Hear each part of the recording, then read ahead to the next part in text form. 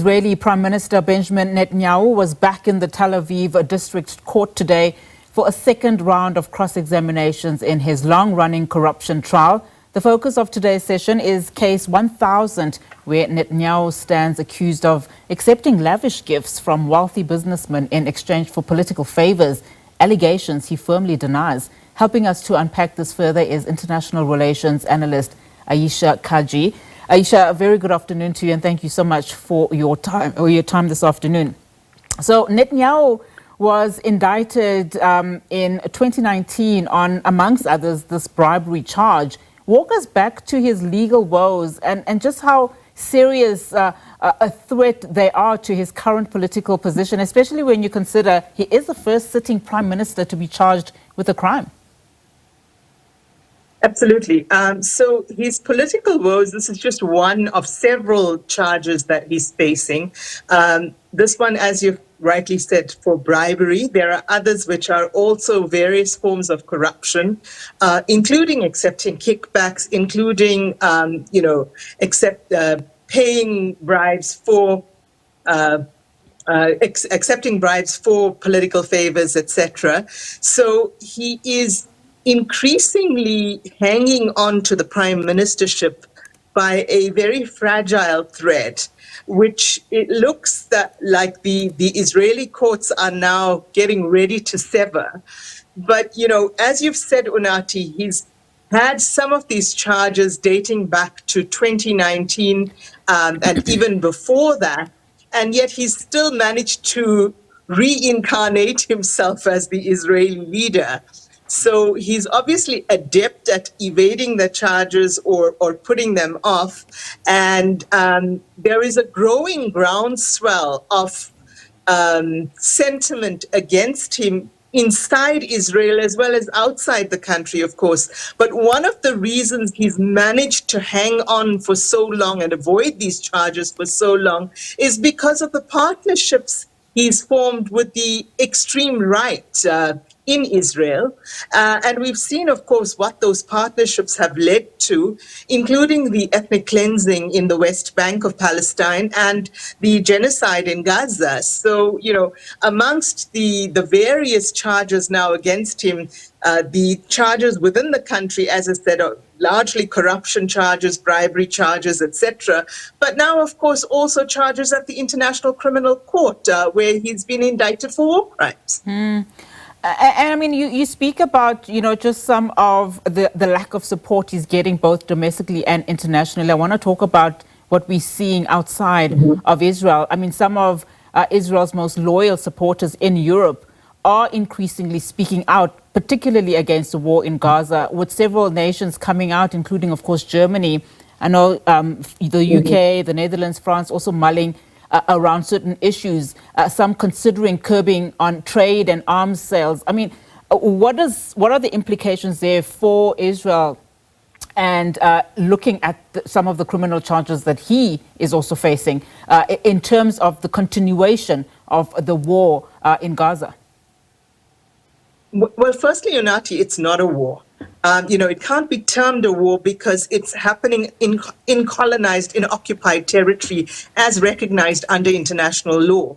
So, an occupier has a responsibility to protect. So it can't be called a war because the occupier has responsibilities there.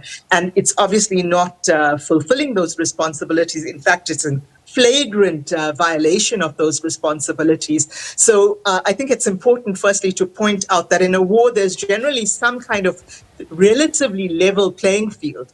But when it's a situation of an occupier and, a colonial settler regime against an occupied people, a people also who have been under siege for more than 20 years, when we talk about the Gaza Strip, we really cannot term this a war, even a conflict. What is currently happening there is, by anybody's terms now, a genocide. Genocide experts around the world agree with this. Multilateral organizations, including UN organizations, including the UN Special Rapporteur for the occupied territories, all agree that this is a genocide and that ethnic cleansing is going on in the West Bank.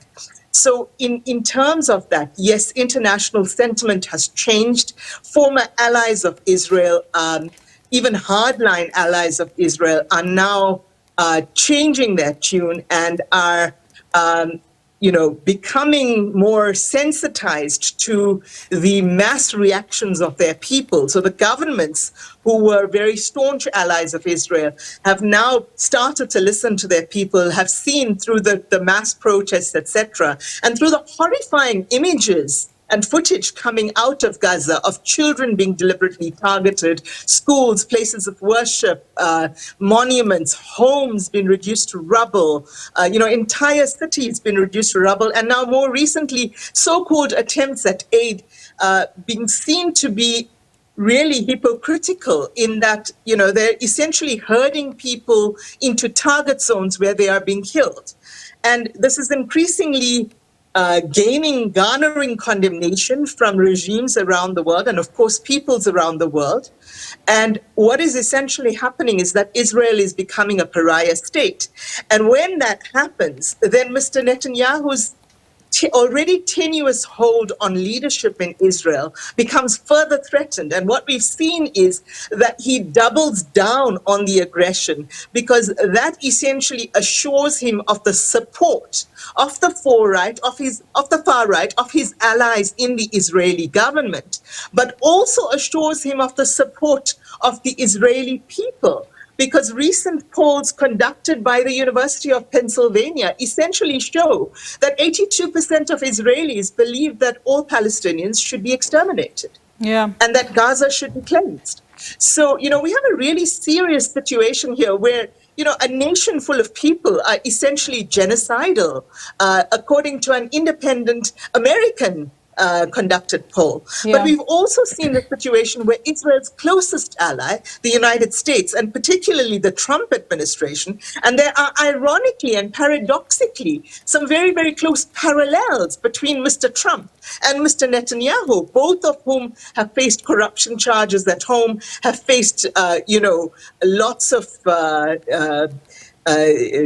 discontent both at home and abroad, and have yet managed to get into power or remain in power. I mean, we're now seeing a second Trump presidency, despite all the hoo-ha about, about what he had done domestically as well. Yeah, and I want to stay on that point in terms of just the destruction. I mean, from a humanitarian point of view, when you consider that for months now, the bombardment in Gaza has mostly destroyed it, and of course sparked what international aid agencies are saying is a hunger crisis. A lot of people, especially those that are watching in disbelief, are saying, to what end? So when we speak about that humanitarian crisis and look at organizations like the UN, what should be done now and urgently? Well, urgently, aid needs to be allowed in. Medical supplies need to be allowed in. Children and the elderly are dying in their hundreds, and yet still being targeted. We were seeing not dozens, but hundreds and indeed thousands of children, not just now, but for the last 20 months, being targeted in the chest and the head. That is deliberate killing. And then there is deliberate killing through starvation. So this is really collective punishment at a level we haven't seen since the Second World War in the concentration camps in Germany. And in fact, now, Unati, this has even gone beyond a genocide. We should actually be calling it what it is. It's a Holocaust. All right. Ayesha, thank you so much for your comments. We'll leave it there for now, but thank you so much for your time to unpacking this for us, of course.